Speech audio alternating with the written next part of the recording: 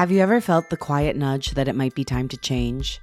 Not because you failed, not because something broke, but because something didn't quite feel right and you couldn't ignore that feeling anymore.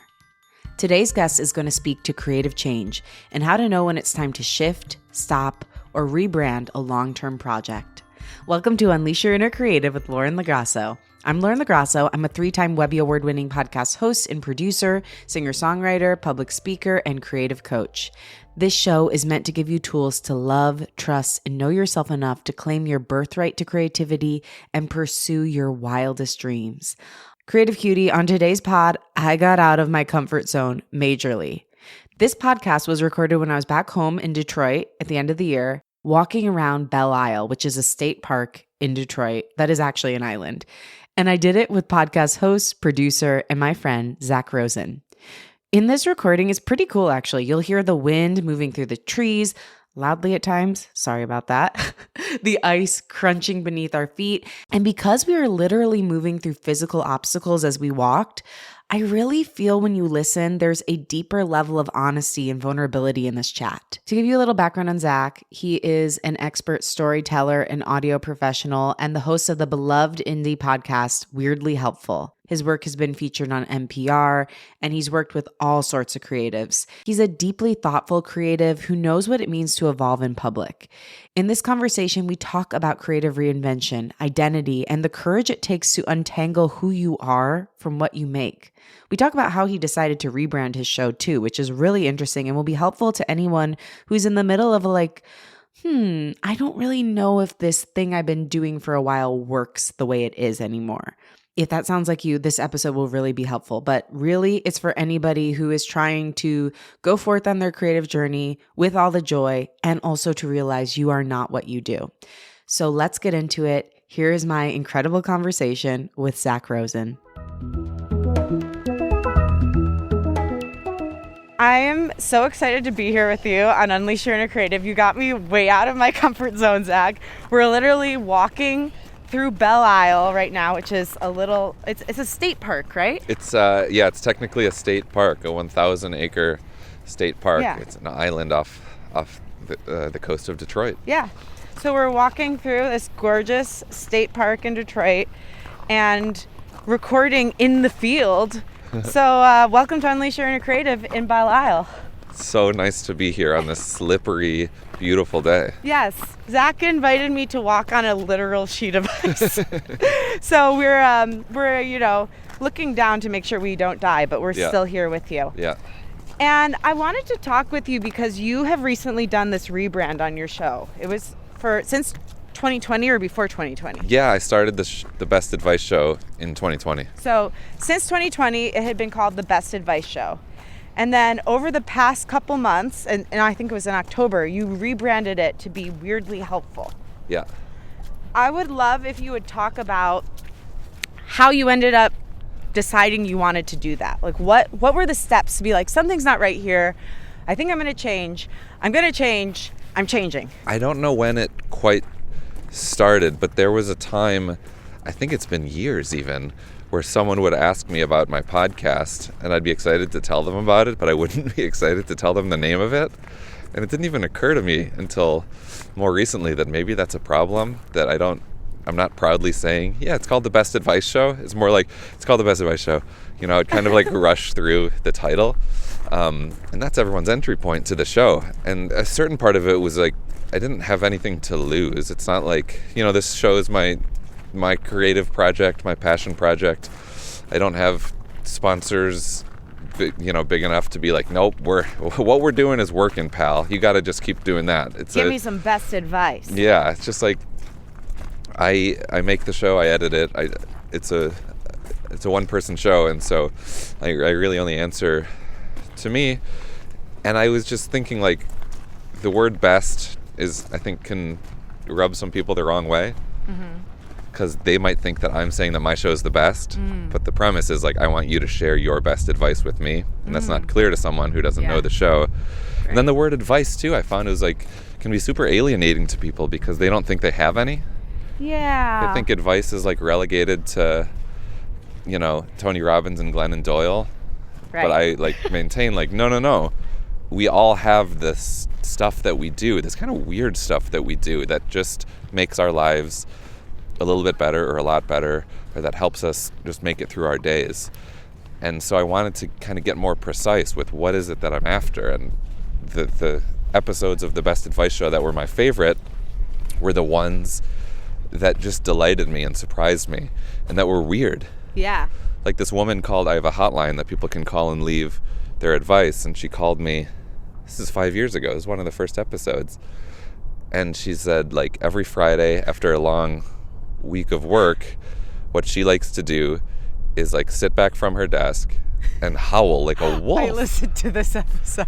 Yeah. It was so good. And she's like, howl for loneliness or despondence, or just like, it's just this kind of cathartic move, and it's funny and just it feels great, and that's like the kind of thing. So I'm interested in like, what's your howl?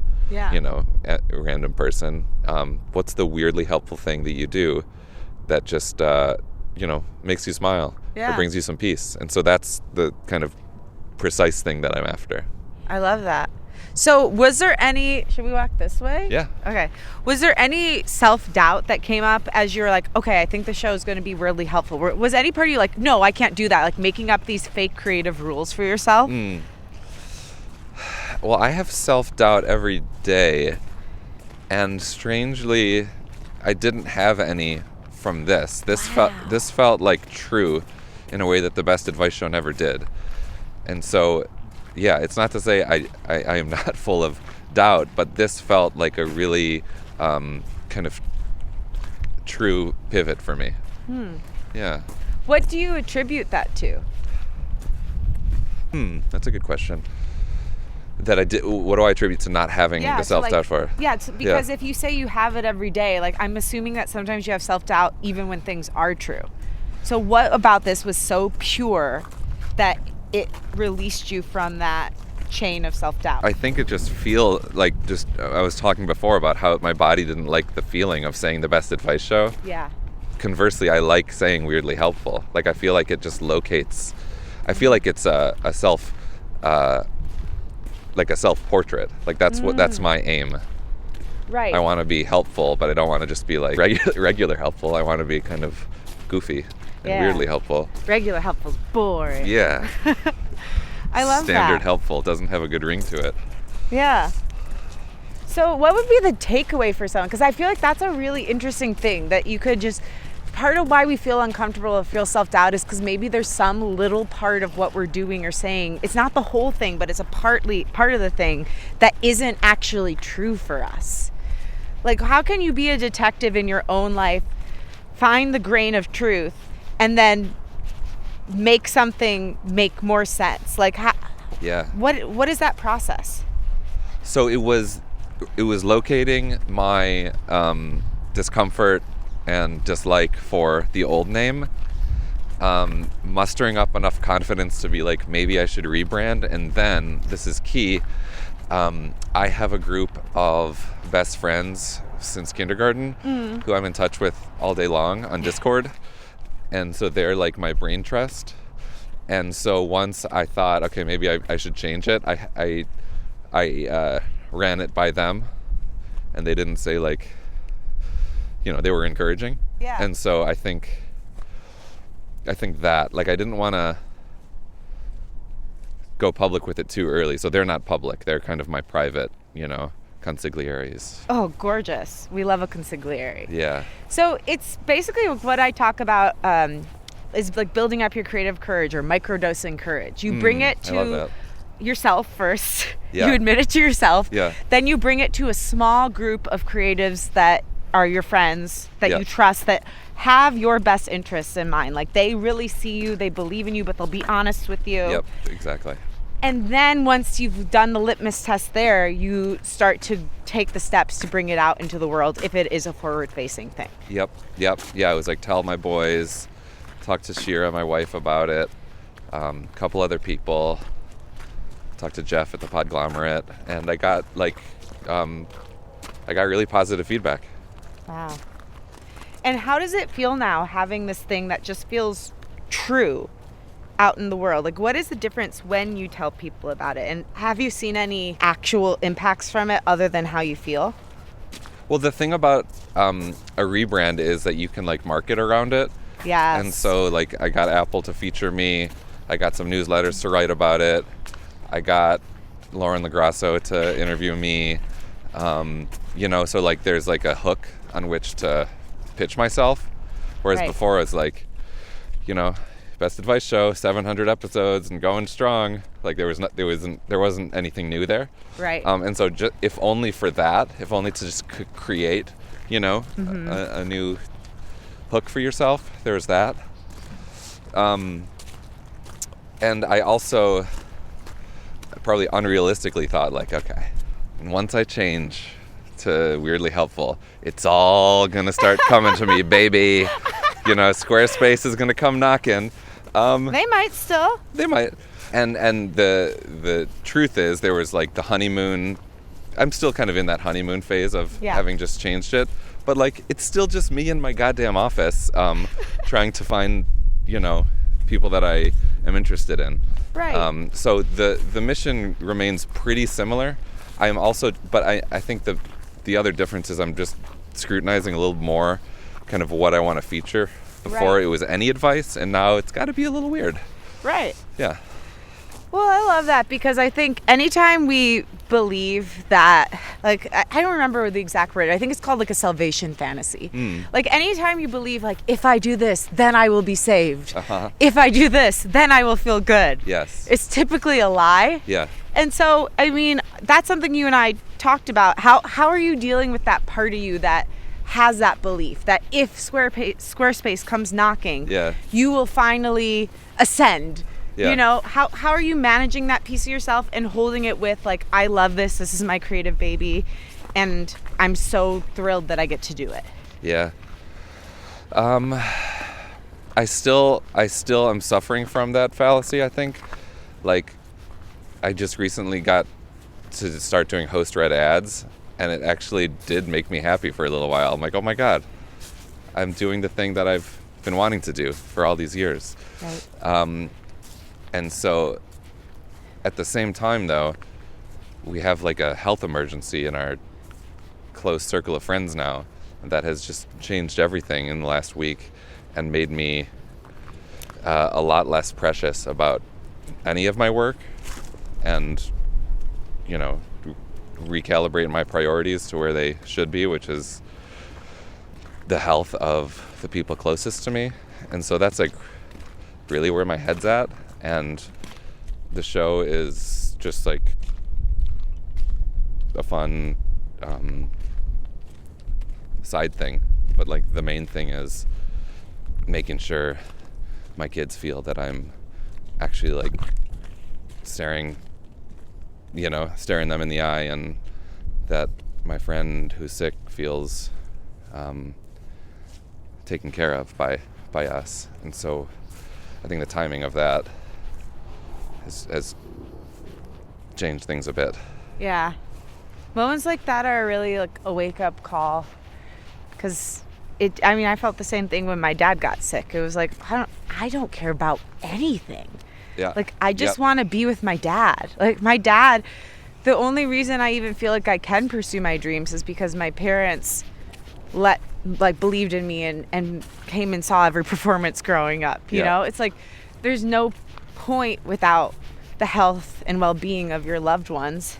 But it's just so easy to get wrapped up in that thought process. Like, even like once things improve, it's so easy to go back there. And that's, I don't know, it's a daily practice to remind yourself. For sure.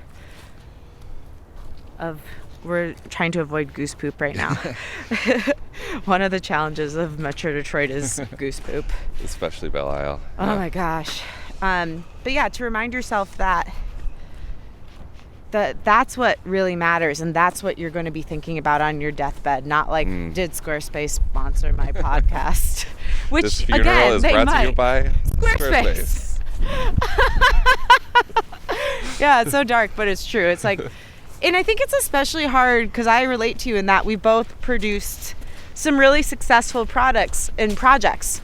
And so when you have that as the litmus test of success, it's very easy to feel like you are failing or not succeeding in the way you should because you're putting yourself up against something that had a huge budget, had like many different people working on it, had a marketing team. And it's really not fair to put your work toe to toe with something that just simply didn't have those resources. But it feels like, well, I'm still the person behind it, so why isn't it doing that? Do you struggle with that at all? I think I've come to peace a little bit more lately with this idea that, like if the show doesn't blow up, it's okay. Yeah. Because I've been like so wanting it to. Right. And have had months at a time or years where I've been like obsessed with the idea. Because still, like, when at my resting brain, like before bed, my show is the one that I spend the most time kind of daydreaming about. Right. And I just have to remember what like all the smart creative people say is like, you have no control over how your thing's gonna be received. No. Like, what do you have control over? Like, actually the process of making it. And whenever I just remember, like, the whole point of it is like to get to talk to people I admire and turn those into little morsels. Like, I'm not thinking about it when I'm like deep in an edit. Yeah. You know, like I'm just like having fun in the flow. Right. It's only like after I release a thing and I'm like waiting for people to talk about it on social media. It's so dumb. Oh, I also just think that we have such a limited, like because we live in a capitalistic society, we're like, does it make money from ads? Good. If it doesn't, bad. Worthless. But like, there's so many different measures of success other than that. Yeah. And also, I mean, like, if we are going to look at the money thing, there's a lot of ways you can make money from a podcast that have nothing to do with ads. Like, for instance, I would not have a speaking career right now if I didn't have a podcast. I wouldn't have a manager. I wouldn't have a strategist. Like, I met some of my best friends through my podcast. I wouldn't know you without my podcast. Yeah. Like, there's so many measures of success that are beyond what the traditional model would suggest.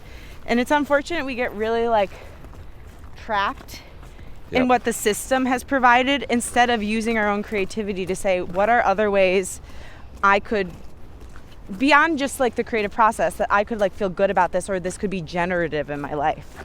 Absolutely. It's such an important reminder.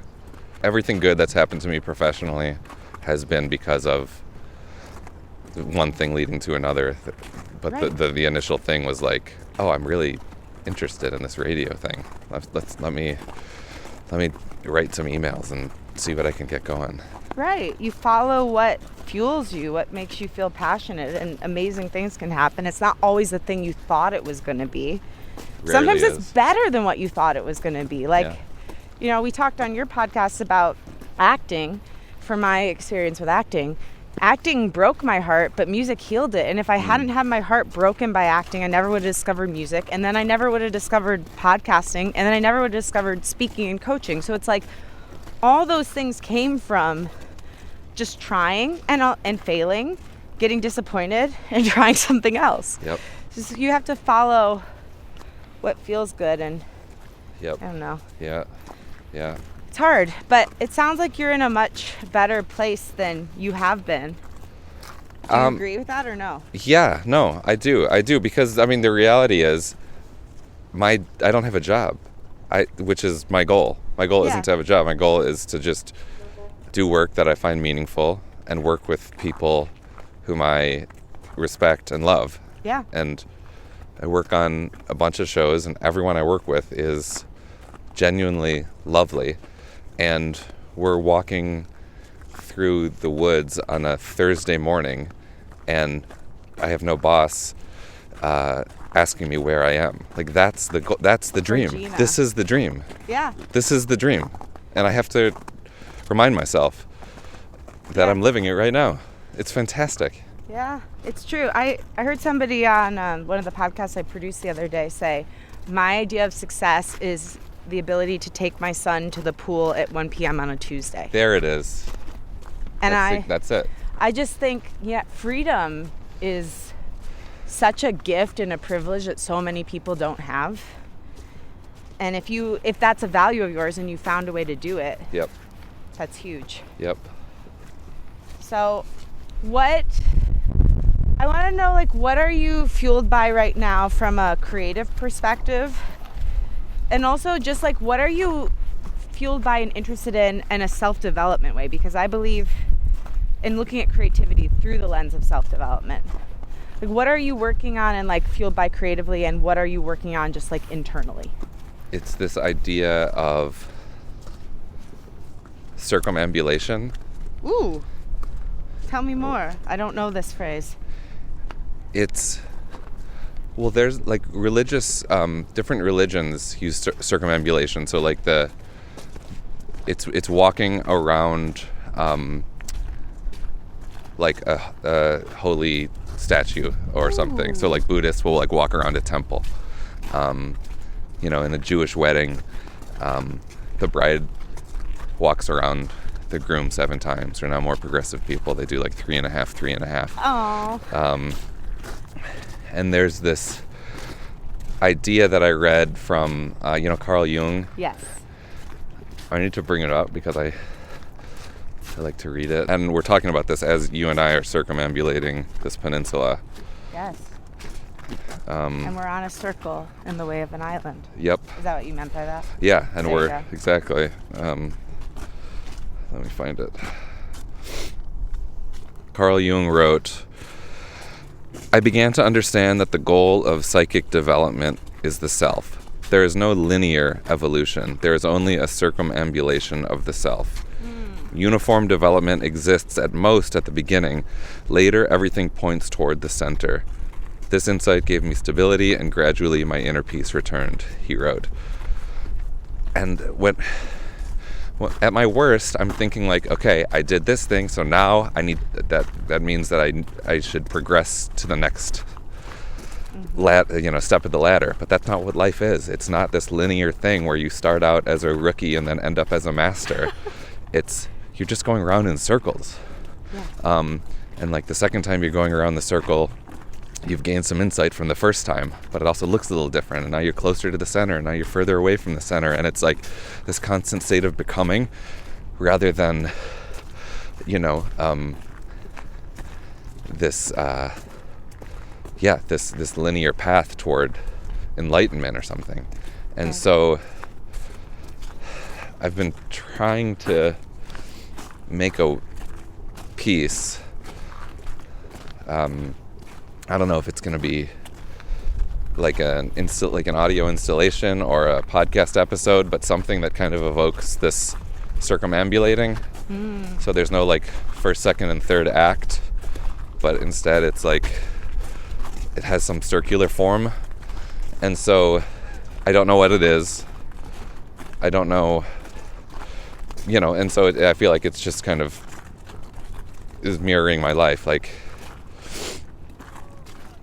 we get up in the morning and we're seemingly kind of doing the same things. Like I'm making my kids breakfast every day, and the days can feel like Groundhog Day, but they're actually not.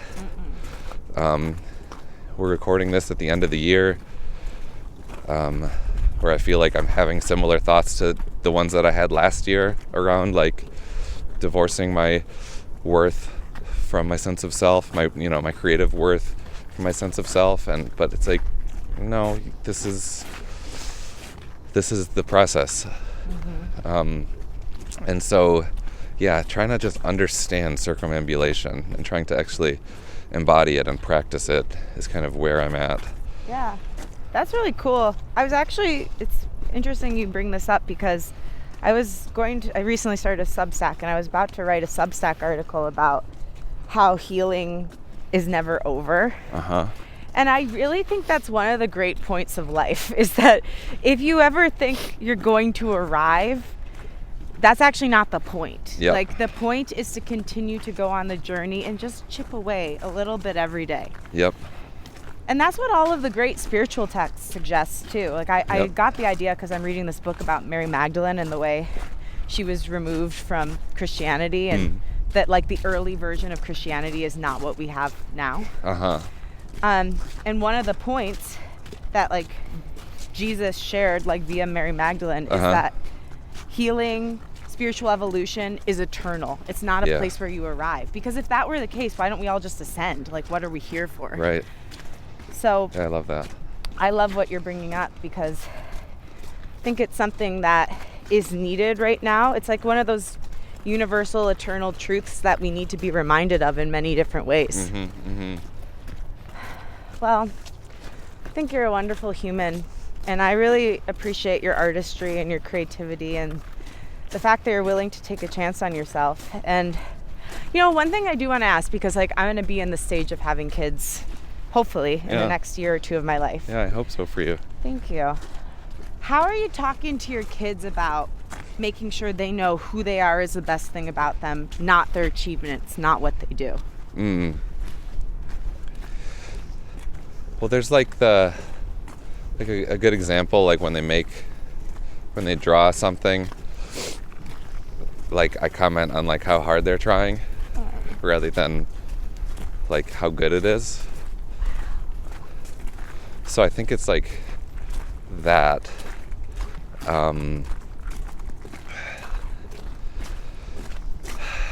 But what else? I love that question. It seems like more than anything, it's like putting the phone away. Yeah. And just like being with them, being present with them is going to teach them presence. And that, you know, what they need lies within them. That sounds a little trite, but it's true. Yeah, like our best moments are like when we're on the bike and just like looking out at buildings, or when like we're in bed before they go to sleep, or when we're drawing side by side, or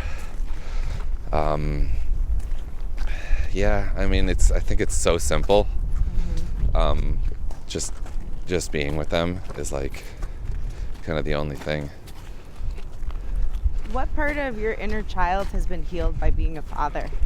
My mom's a painter, a really talented painter, and she was amazing at cultivating like a arts and crafts studio at our house and just praising whatever we did, no matter what it was. But I always felt like I'm not a visual artist. And just drawing with my kids or collaging with my kids and not